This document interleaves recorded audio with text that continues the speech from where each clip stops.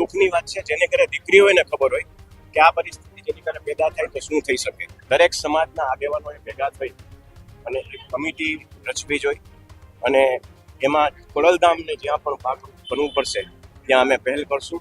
પ્રેમ કરવો એ કોઈ પાપ નથી, પણ પ્રેમ કોની સાથે થાય છે, માવતરની આપણને પરમિશન મળે છે કે નહીં, આ બહુ મહત્વની વાત છે. જેમ સમય ફરતો જાય છે એમ આ બધા પ્રશ્નો આવવાના. સોશિયલ મીડિયાનો જમાનો છે, તો દીકરીઓને પણ મારી આ વખતે આજના દિવસે ખાસ વિનંતી છે અને લાગણી છે કે આમાં બહુ ચકાસી અને ક્યાંય એટ્રેક્ટ થવાની જરૂર નથી. આપણે એક સમાજને લઈને આજે વાત ન કરી, પણ આ એક જે આપણે પ્રશ્ન કર્યો એ દરેક સમાજનો પ્રશ્ન છે.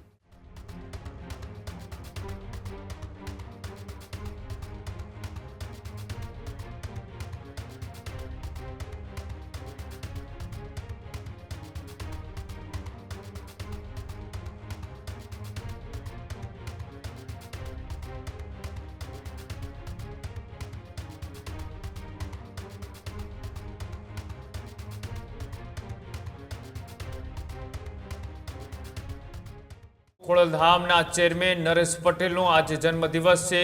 રાજ્યભરની અંદર અલગ અલગ જગ્યાએ આજે રક્તદાન કેમ્પનું આયોજન છે તે કરવામાં આવ્યું છે. નરેશ પટેલના જન્મદિવસે અનેક સ્થળો પર રક્તદાન કેમ્પનું આયોજન. રાજ્યપાલ આનંદીબેન પટેલના નિવેદન પર નરેશ પટેલે સમર્થન આપ્યું. ખોડલધામના ચેરમેન નરેશ પટેલે કરી ટિપ્પણી, પ્રેમ કરવો એ પાપ નથી પણ સંભળાવવું જરૂરી છે. આવી વાત નરેશ પટેલે કરી. પ્રેમ કરવો ગુનો નથી, પરંતુ નિર્ણય સમજદારીથી લેવો જોઈએ. માતા પિતાની સહમતિનું મહત્વ સમજાવ્યું અને સંબંધોના ભવિષ્ય વિશે વિચારવાની પણ અપીલ કરી. સોશિયલ મીડિયાના વધતા પ્રભાવ અંગે પણ ચિંતા વ્યક્ત કરી. યુવાઓને ખોટા આકર્ષણથી સાવચેત રહેવાનું પણ આહવાન નરેશ પટેલે કર્યું. દીકરીઓની સુરક્ષા અને ભવિષ્ય અંગે ચિંતા પણ વ્યક્ત કરી. વાલીઓની લાગણીઓને સમજવાની પણ અપીલ છે તે નરેશ પટેલે પોતાના જન્મદિવસ નિમિત્તે કરી. સાથે જ દીકરીઓ દરેક ક્ષેત્રમાં આગળ વધે તેવી શુભેચ્છાઓ પણ વ્યક્ત કરી. લતા મંગેશકર જેવા આદર્શોમાંથી પ્રેરણા લેવા પણ નરેશ પટેલે દીકરીઓને જણાવ્યું. તમામ સમાજ માટે આ મુદ્દો મહત્વનો હોવાનું પણ કહ્યું. જે રીતના પાટીદાર સમાજમાં ભાગેડુ લગ્ન પ્રથા અને જે લવ મેરેજનો વ્યાપ વધતો જઈ રહ્યો છે અને તેની વચ્ચે નરેશ પટેલે યુવાઓને એક સમજદારીપૂર્વક પગલું ભરવા માટેની અપીલ પણ કરી અને સાથે જ કહ્યું કે લતા મંગેશકર જેવા આદર્શોમાંથી પ્રેરણા લેવી જોઈએ તેવી વાત પણ નરેશ પટેલે કરી.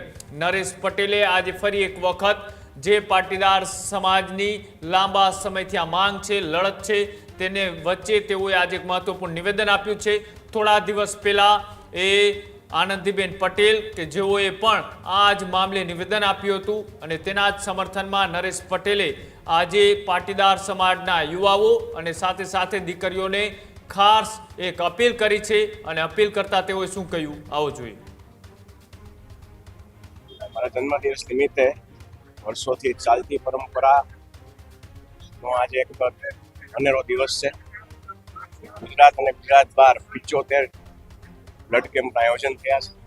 સાથે સાથે વૃક્ષારોપણ અને ડિસેબલ્ડ બાળકો અને મેન્ટલ રિટાર્ડેડ બાળકો માટેની સ્પેશિયલ કેમ્પ થયા છે.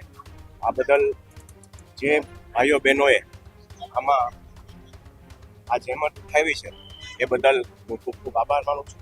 અને આ જે પણ રક્તદાન કરશે સૌ લોકોનો હું ઋણી રહીશ. નરેશભાઈ, ખાસ સંકલ્પ આજના એક જ સંકલ્પ આજના દિવસે આવે કે દરેક સમાજના લોકો હળીમળીને રહે, આનંદથી રહે અને શાંતિ રાખી અને એકમેકના બની અને એકબીજાના કામ કરી. નરેશભાઈ, આનંદીબેન એક નિવેદન સ્ટેજ પર છે કે પરિવારના લોકો દીકરીઓને અભ્યાસ માટે પરંતુ અભ્યાસની સાથે સાથે અન્ય યુવકો સાથે ભાગી જાય છે, બાળકનો જન્મ થાય છે અને તેને સાચવવાનું કોઈ નથી રહેતું, અનાથ અને સમસ્યા બહુ મોટી સમાજની દરેક સમાજમાં મોટી સમસ્યા છે. આનું નિવારણ દરેક સમાજના આગેવાનોએ ભેગા થઈ અને એક કમિટી રચવી જોઈ અને એમાં ખોડલધામને જ્યાં પણ ભાગ બનવું પડશે ત્યાં અમે પહેલ કરશું અને આ મોટો વિષય છે. આ વિષયને ગમે એમ કરીને આપણે દબાવશું. એટલે દીકરીઓને સલાહ આપી છે. બિલકુલ દીકરીઓને તો વર્ષોથી અમે સલાહ આપી જ છીએ પ્રેમ કરવો એ કોઈ પાપ નથી, પણ પ્રેમ કોની સાથે થાય છે, માવતરની આપણને પરમિશન મળે છે કે નહીં, આ બહુ મહત્વની વાત છે.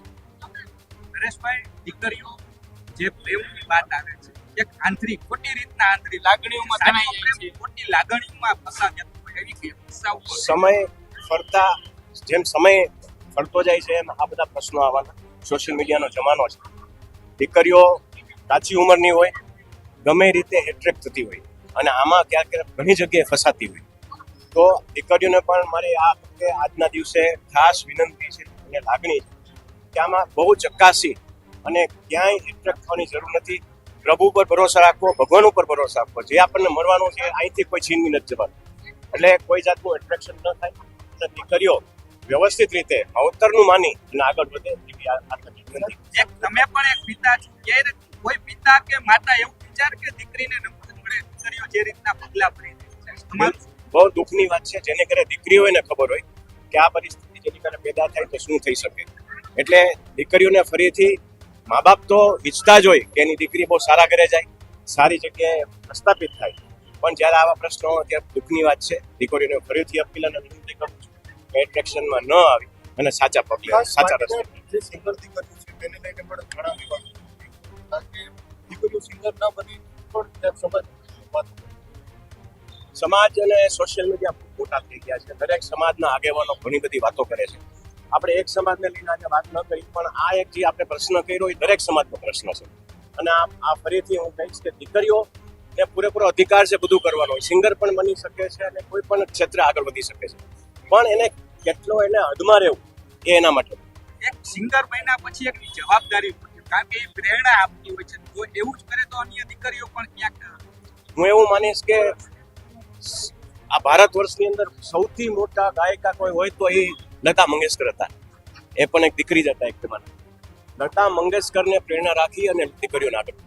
ખેડૂત ભાઈઓ છે ખેતરમાં ડ્રોન ઉડાવતા હોય છે ત્યારે આપણે એક પ્રશ્ન સતાવતો હોય છે કે જે આપણે અત્યાર સુધી જીપીએસ ટેકનોલોજીવાળા ડ્રોન વાપર્યા છે, જેથી કરીને મોબાઈલ ટાવર છે અથવા તો હાઈ ટેન્શન લાઇન પસાર થતી હોય, કોઈ વૃક્ષો હોય, ત્યારે જે જીપીએસ ટેકનોલોજીવાળા ડ્રોન છે એમાં ટકરાય અને ટ્રેસ થાય છે. પણ એગ્રીઓન લાવ્યું છે GNSS ટેકનોલોજી ડ્રોન, જેથી કરીને એ ડ્રોન છે એ કોઈ જગ્યાએ ટકરાય નહીં, પોતાની રીતે જ ડિસિઝન લે છે અને મૂવ થઈ જાય છે. જેથી કરીને GNSS ટેકનોલોજી ડ્રોન છે એ વાપરવાનો આગ્રહ રાખો. હજુ સુધી તમે અમારી ચેનલને સબસ્ક્રાઇબ નથી કરી તો અત્યારે જ ન્યૂઝરૂમ ગુજરાતને સબસ્ક્રાઇબ કરો, ફેસબુક અને ઇન્સ્ટાગ્રામ પર ફોલો કરો.